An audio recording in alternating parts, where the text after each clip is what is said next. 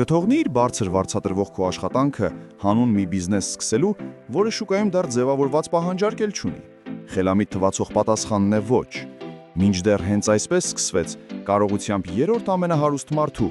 Ջեֆ Բեզոսի հաջողության պատմությունը։ 90-ականներին համացանցի օգտատերերի թիվն աճում էր տարեկան 2300%-ով։ Ուստի Բեզոսն ինքն իրեն հարց տվեց, թե արդյոք 80 տարեկանում չի զղջա, եթե հիմա այս հնարավորությունից չօգտվի։ Իսկ երբ մտահղացման մասին հայտնեց իր տնօրենին, պատասխան ստացավ. «Լավ գաղափար է նրանց համար, ովքեր կարիերայի քո հնարավորությունները չունեն»։ Ռիսկերը հաշվարկելուց եւ բիզնես պլան կազմելուց հետո Բեզոսը հիմնադրեց Amazon-ը որպես գրքերի խանութ, հասարակ ավտոտնակում ներդնելով խնայած $10,000 ու այլ ներդրումներ ընկերներից։ Ընդամենը տարիներ հետո այն դարձավ ամեն ինչի խանութ եւ ձեռք բերեց համաշխարհային ճանաչում։